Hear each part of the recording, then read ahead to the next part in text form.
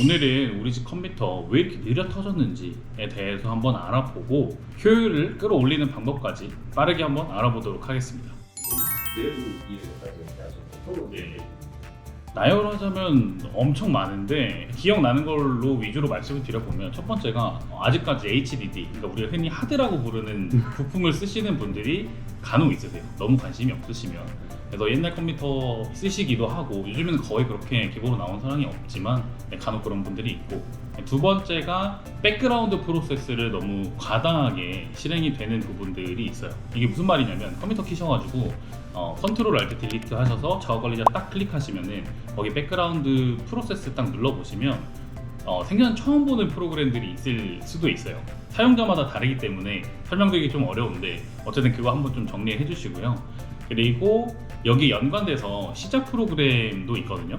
그래서 작업 관리자에서 시작 프로그램까지 눌러보면 뭐 카카오톡, 디스코드, 그 다음에 스팀, 그리고 뭐 각종 게임 런처, 뭐 뱅가드 이런 거, 자기도 모르는 사이에 얘네들이 출근해서 기다리고 있어요. 컴퓨터를 키면. 그래서 얘네들도 한번 정리를 싹 해주시면 좋습니다. 요즘에 컴퓨터 구성하면 메모리를 8기가로 구성하시는 분들이 간혹 계신데, 8기가로 써도 사실 크게 문제 없는 경우도 있고 8기가로 썼을 때 문제가 되는 경우도 있어요. 근데 대부분은 뭐 게임도 하고 이것저것 깔고 포맷을 안 하기 때문에 한 16기가 정도 써주면 좋다. 그리고 다음으로 또 생각나는 게 SSD 용량 부족이에요. 내 PC를 딱 더블 클릭했을 때 C 드라이브의 밑에 초록색 바가 이렇게 있거든요.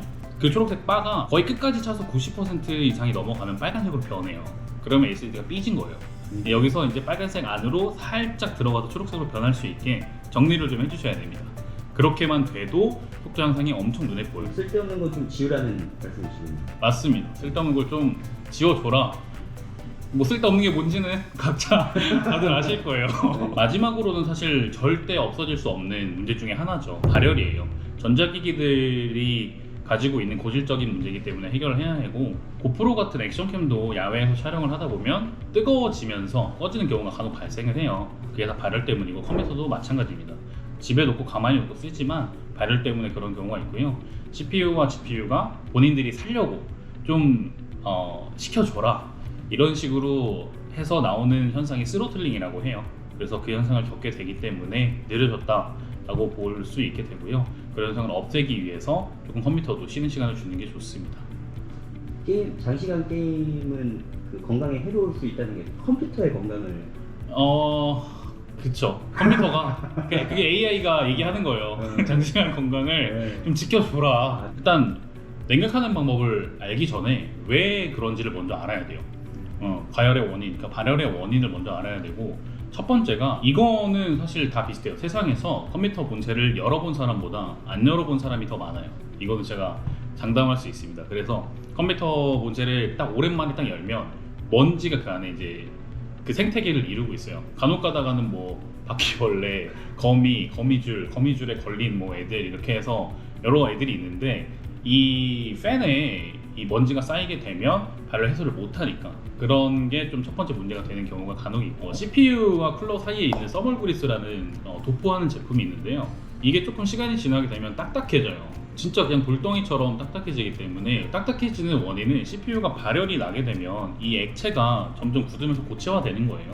그러니까 이거를 어느 정도 시간이 지나면 싹 걷어내주고 다시 재도포를 해줘야 됩니다. 서멀그리스는 액체 형태이기 때문에 보통은 일반 사용자는 알 수 없는 부분 중에 하나가 케이스 내부 통풍 불량이에요. 이거는 조립 단계에서 좀 문제가 있을 수 있는데 거의 그런 경우는 없어요. 왜냐면 요즘에는 케이스에 팬이 다 달려 나오기도 하고, 그리고 조립하시는 분들도 방향이 이렇게 흐르면 되거든요. 케이스가 여기가 정면이고 여기가 후면이라고 하면 이렇게 흐르면 돼요. 그러면은 앞에 팬을 달고 뒤에도 팬을 달아서 이제 그 플로우 구조를 만들어 주는 겁니다. 그러면은 이게 어떨 때 문제가 되냐면, 앞에서 이렇게 흡기를 해줘야 되는데 배기를 하는 경우가 있어요. 간혹 가다가. 그러니까 바람을 먹어야 되는데 앞에 팬을 이렇게 배기로 달아버리는 경우가 있어요. 이렇게 안에 있는 열이 빠지도록.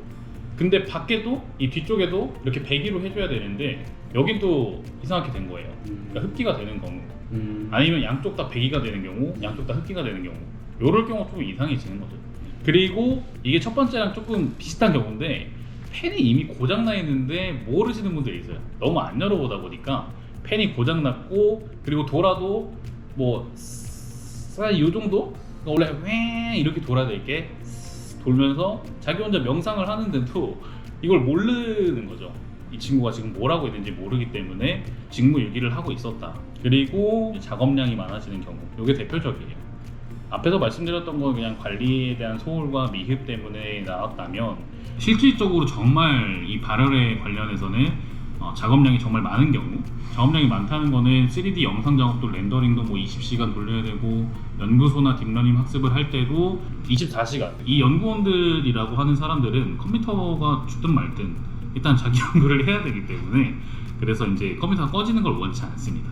그래서 24시간이 아니라 뭐 일주일, 한 달 풀로 돌아야 되고, 사실 그렇게 하는 게 맞고요. 왜냐면은 연구라는 게 중간에 끊기는 건 사실 말도 안 되고, 그리고 실제로 기업에서 쓰는 데이터베이스를 가지고 있는 서버라고 하면 중간에 꺼지면, 저희가 만약에 저희 HC 솔루션 홈페이지를 들어갔다고 치고 데이터베이스 컴퓨터 서버가 꺼졌다면 홈페이지 접속이 안 되는 거죠. 사실 이렇게 되는 건 문제가 되기 때문에 절대 꺼지면 안 되니까. 그래서 발열이 좀 많이 난다. 그래서 요즘에는 데이터 센터들도 발열 해소를 시키기 위해서 여러 가지 냉각 방식을 좀 이제 도입하고 있는 추세다. 네, 그렇게 볼 수 있습니다.